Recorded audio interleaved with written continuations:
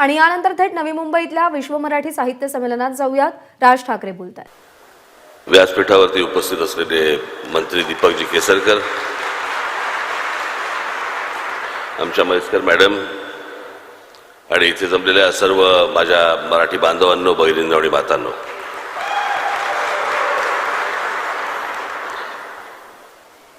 तीन दिवस हा कार्यक्रम आहे. या 3 दिवसामध्ये मराठी या विषयावरती अनेक लोक तुम्हाला येऊन तुमच्याशी बोलतील, अनेक विषय सुचवतील.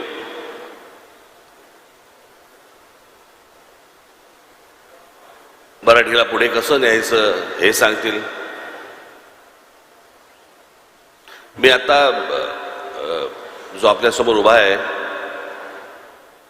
गेली अनेक वर्ष मी मराठी या विषयावरती मी बोलत आलो. मराठी या विषयावरती अंगावर केसेस घेत आलो. मराठी या विषयामध्ये मी जेलमध्ये गेलो, आपल्याच महाराष्ट्रात.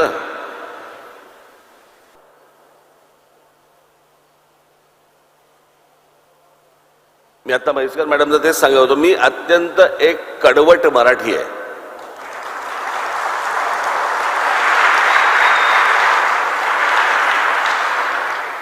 आणि माझ्यावरती संस्कारच त्या प्रकारचे झाले.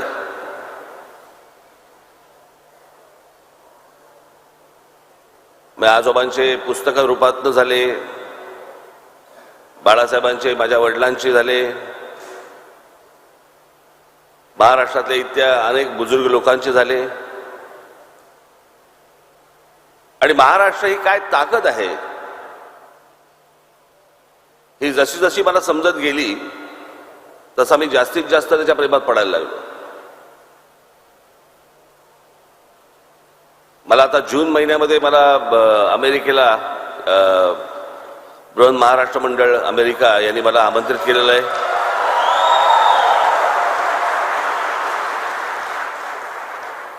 मला त्यांच्यात अध्यक्ष मला इथे भेटले आणि त्यांनी मला सांगितलं की आम्ही महाराष्ट्र मंडळातर्फे आम्ही अमेरिकेमध्ये अनेक 101 शाळा काढल्या आहेत.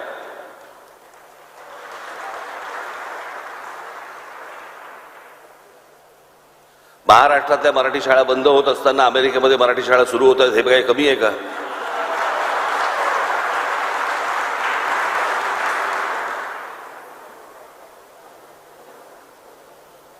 मला असं वाटतं की आपण पहिल्यांदा महाराष्ट्रामध्ये लक्ष देणं गरजेचं आहे. जगभरामध्ये मराठी माणूस पसरलेला आहे, वेगवेगळ्या देशांमध्ये गेलेला आहे, त्याबद्दल त्यांचं अभिनंदनच. जेवढा महाराष्ट्राचा विचार तुम्हाला इतर भाषांमध्ये आणि इतर लोकांमध्ये जेवढा तुम्हाला नेता येईल, पसरवता येईल आणि आपण किती श्रीमंत आहोत हे सांगता येईल हे कमीच. परंतु महाराष्ट्रामध्ये, महाराष्ट्राच्या शहरांमध्ये आज मराठी सोडून ज्या वेळेला मला कानावरती हिंदी ज्या वेळेला यायला लागते त्यावेळेला त्रास व्हायला लागतो. भाषेला विरोध नाही, भाषा उत्तम, पण हिंदी ही आमची राष्ट्रभाषा नव्हे. जशी मराठी भाषा आहे, जशी तमिळ भाषा आहे, जशी गुजराती भाषा आहे, जशी तेलुगू भाषा आहे, जशी इतर भाषा आहे, तशी हिंदी ही एक भाषा आहे. या देशामध्ये राष्ट्रभाषेचा कधी निवाडा झालाच नाही. राष्ट्रभाषा म्हणून कुठचीही भाषा नेमली गेलीच नाही. केंद्र सरकार आणि राज्य सरकार यांच्यामधल्या फक्त कॉरेस्पॉन्डंटसाठी म्हणून इंग्रजी आणि हिंदी ही एवढीच भाषा ठेवली, पण हिंदी ही राष्ट्रभाषा नव्हे. हे ज्यावेळेला मी पहिल्यांदा मी बोललो, एक त्याला 15-20 वर्ष झाली, अनेक लोक माझ्या अंगावरती आले. आणि मग जेव्हा अंगावरती आले त्याच्यानंतर मी त्यांना गुजरात हायकोर्टाचा त्यांना मी कागद समोर ठेवला.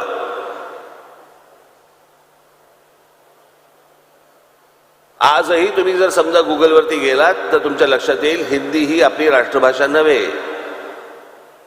भाषा उत्तम असली तरी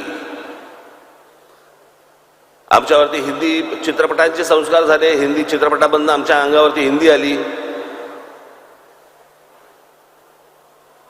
पण आपण बोलण्यामध्ये हिंदी का वापरतात आपले मराठी लोक? इतकी उत्तम मराठी भाषा आहे, खरं तर मराठी भाषेमध्ये जो विनोद होतो तो मला नाही वाटत दुसऱ्या कुठच्या भाषेमध्ये होत असेल. इतकी समृद्ध भाषा. पण आज ही जी भाषा आहे ही घालवण्याचा, बाजूला सारण्याचा ज्या प्रकारचा राजकीय प्रयत्न ज्या प्रकारे होतोय ते बघून माझी तळपायची आग मस्तकात जाते. माझी दीपकजींना माझी विनंती आहे की महाराष्ट्रामधल्या जेवढ्या शाळा आहेत मराठी शाळा सोडून, ते काय ते नवीन लचांड आले ना, सीबीएसई बीबीएसई काय काय काय काय काय काय गोष्टी आल्यात नवीन, याच्या पहिलीपासून 10वी पर्यंत पहिली मराठी कंपल्सरी करा तुम्ही.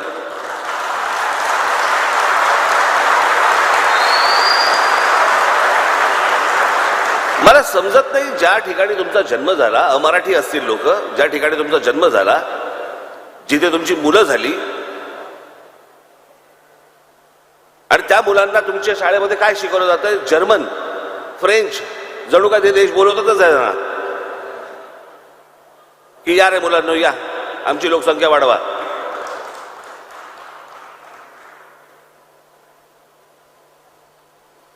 जर्मन शिकायचे जर्मन शिका, फ्रेंच शिकायचे फ्रेंच शिका, चायनीज शिकायचे चायनीज शिका, खूप भाषा शिका. पण जिथे राहताय तिथली स्थानिक मातृभाषा तर शिका पहिली.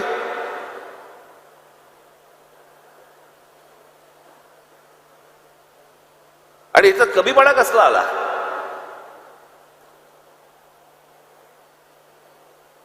मराठी बद्दल बोलल्यानंतर तुम्ही लगेच कोणतरी म्हणणार की हे संकुचित आहेत. कशासाठी संकुचितपणा? या देशाच्या पंतप्रधानांना जर समजा त्यांच्या भाषेबद्दल वाटतं, त्यांच्या राज्याबद्दल वाटतं,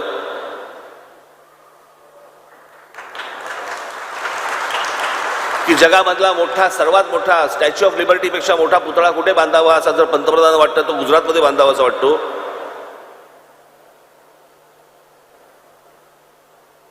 कुठची सिटी आता बांधतायत ते? स्मार्ट काय नाही, कुठची city? Gift city. Gift city जर आमच्या पंतप्रधानांना समजा असं वाटत आहे की बाबा ती गुजरातमध्ये बांधावी, महाराष्ट्रात नको, तामिळनाडूमध्ये नको, बंगालमध्ये नको, अजून कुठे नको.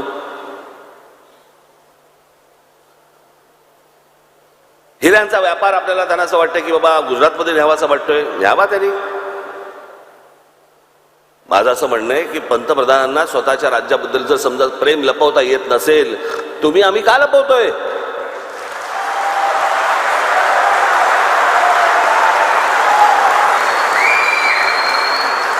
अनेकांना वाटू शकतं की बघितलं राज ठाकरेंनी पंतप्रधानांवरती टीका केली. टीका नाहीये. जो मूळ माणूस आतला आहे त्याला प्रत्येकाला आपल्या राज्याबद्दल, आपल्या माणसांबद्दल, आपल्या भाषेबद्दल प्रेम आहे. तुम्ही का लपवताय?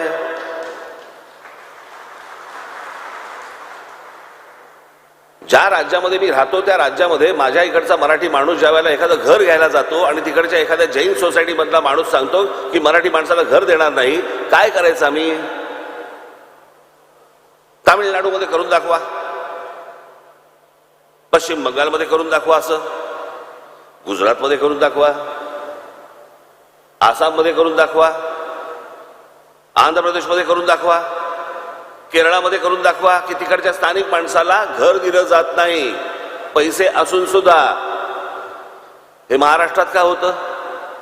कारण आमचं बोटचेपे धोरण.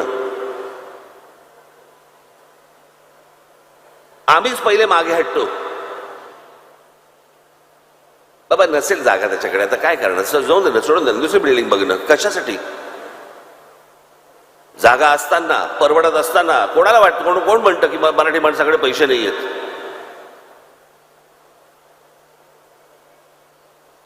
हे स्वतःच्या गल्लीच्या बाहेर पडत नाहीत, ते तर्क मांडत असतात की मराठी माणसाकडे. एकदा महाराष्ट्र फिरा, मग तुम्हाला कळेल मराठी माणूस कुठे आहे.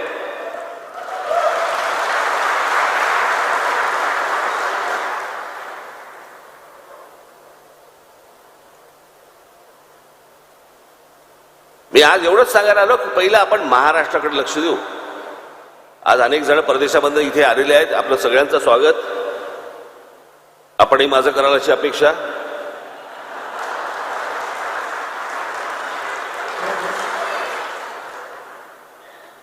पण मला असं वाटतं महाराष्ट्रामध्ये सर्वात जास्त लक्ष देणं गरजेचं आहे. आज आपण एक भाषा भवन बांधतात. कुसुमाग्रजांचं एक वाक्य आहे फार सुंदर, स्वातंत्र्य देवतेची विनवणी नावाचं एक त्यांची कविता होती, मी मध्यंतरी वाचून दाखवली होती. त्यातलं एक वाक्य फार सुंदर वाक्य आहे, भाषा मरता देशही मरतो, संस्कृतीचाही दिवा विझे. भाषा मेली की सगळं संपलं.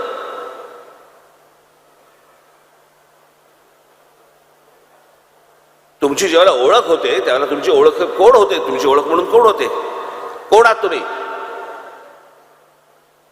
तुम्ही सांगता की मी महाराष्ट्राचा नागरिक आहे, माझी मराठी भाषा आहे.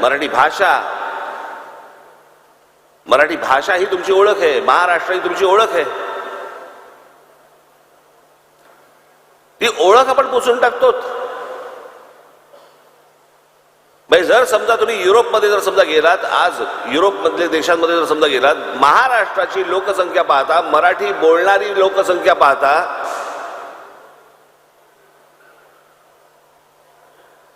महाराष्ट्राचा क्रमांक काढून बघा तुम्ही. युरोपमधल्या कोणत्याही देशापेक्षा जास्ती होतो आपण. प्रत्येक राज्य, प्रत्येक देश ही आपली भाषा जपत असतो, आपली माणसं जपत असतो. आज देशामधल्या, भारताच्या देशामध्ये प्रत्येक राज्य आपापली माणसं जपतात, आपली लोक जपतात, आपली भाषा जपतात. जा बंगालमध्ये बघा हिंदी बोलतात का, जा तामिळनाडूमध्ये बघा तुमच्याशी हिंदी बोलतात का, जा आंध्र प्रदेशमध्ये बघा तुमच्याशी दुसऱ्या भाषेत बोलतात का. आम्ही काय गोट्या आहोत का घरंगळत जायला सारखे.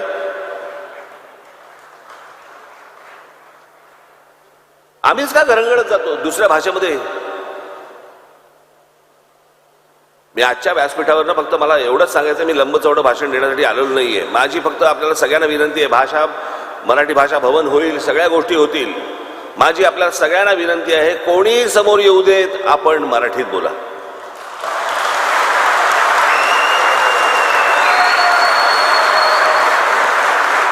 आपण समोरच्याला सवय लावा, तो स्वतःहून मराठीत बोलेल.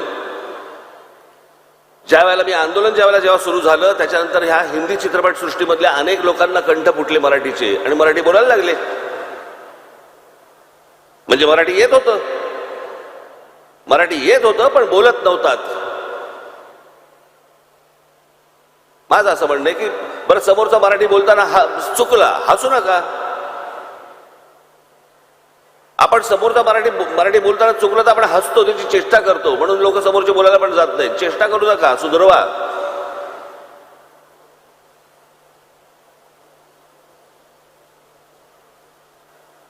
आज दीपकजींना माझी विनंती आहे की काय आज माईक समोर आल्यानंतर थोडंसं मला राजकारण बाजूला ठेवायला लागतात, काही गोष्टी बाजूला ठेवून बोलावं लागतं. त्यात सरकारचा कार्यक्रम आहे म्हटल्यानंतर अजून थोडं काही अजून गोष्टी बाजूला ठेवायला लागतात. आपण एखाद्या पाहुण्याच्या घरी जावं आणि त्याचा उद्धार करावा, कशासाठी करायचं.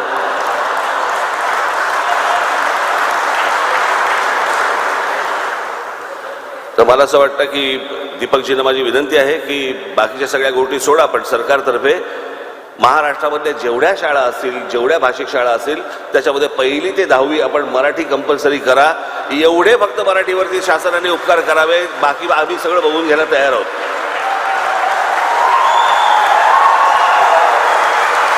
आज अनेक जण इथे परदेशामधून आलेले आहेत. आज दीपकजी केसरकर यांचे मी मनापासून आभार मानतो. त्यांनी गेल्या वर्षी देखील मला बोलवलं होतं, परंतु मला वेळेअभावी येत नव्हतं. परंतु यावेळेला त्यांनी ॲडव्हान्स बुकिंग केल्यामुळे मला ना बोलता येईना.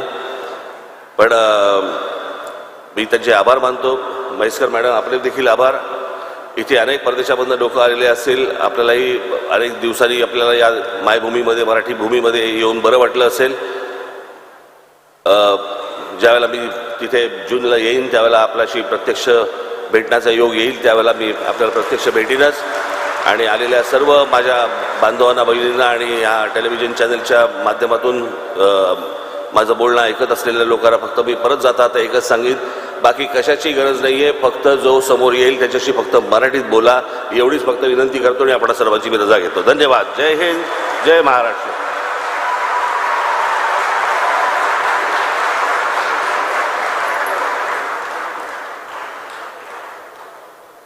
आदरणीय राजसाहेबांचे मी मनापासून आभार मानतो इथं आले आणि आपल्याला आनंदाची बातमी सांगावीशी वाटते की सर्व शाळांना या वर्षीपासून मराठी हे कंपल्सरी करण्यात आलेलं आहे, 1ली ते 10वी. आणि दुसरंसुद्धा म्हणजे आपल्याला अतिशय आनंद होईल की आम्ही याच्या पुढच्या काळामध्ये महाराष्ट्र शासनाने निर्णय घेतला आहे, नवीन एज्युकेशन पॉलिसीप्रमाणे मराठीमध्ये उच्च शिक्षण हे सुद्धा आम्ही यावर्षीपासून द्यायला सुरुवात केली आहे. माझी विनंती आहे, शिक्षक पण चांगले ठेवा, नाही तर पुढे गोंधळ होईल. आणि यावर्षीपासून इंजिनिअरिंग सुद्धा मराठीमध्ये सुरू झालेलं आहे आणि लवकरच आपल्याला आनंद वाटावा म्हणून मुद्दाम आपल्या कानावर घातलं. मनापासून आभार मानतो सर्वच उपस्थितांच्या वतीने आणि परदेशातून आलेल्या सुद्धा मराठी बांधवाच्या वतीने की आपण वेळात वेळ काढून या ठिकाणी आलात, त्याबद्दल आपले हार्दिक आभार. जय हिंद, जय महाराष्ट्र. वा वा, राजसाहेबांचं वक्तृत्व आणि त्यानंतर आपण काय बोलणार या प्रसंगी मी मराठी भाषा आणि शालेय शिक्षण मंत्री श्री दीपकजी केसरकर, त्याचबरोबर मनीषा पाटणकर म्हैसकर, अप्पर मुख्य सचिव मराठी भाषा विभाग आणि अर्थातच राज ठाकरे यांचे खूप खूप धन्यवाद देते आणि प्रत्येकाने आपापल्या जागी स्थानापन्न व्हावं अशी सूचना करते. तर राज ठाकरे यांनी संवाद साधला उपस्थितांशी आणि नंतर लगेच मंत्री दीपक केसरकर यांनी माहिती दिली की 1ली ते 10वी सर्व शाळांकरता आता मराठी अनिवार्य करण्यात आलेलं आहे. एक मोठी अपडेट म्हणावी लागेल आणि आपली भाषा आपणच जपायला हवी असं सांगतानाच समोरच्याशी मराठीतनंच संवाद साधा असंही त्यांनी सांगितलेलं आहे. आणि त्याचवेळी मंत्री दीपक केसरकर यांनी मराठी 1ली ते 10वी करता आता अनिवार्य करण्यात आल्याचं सांगितलेलं आहे. एबीपी माझा, उघडा डोळे बघा नीट.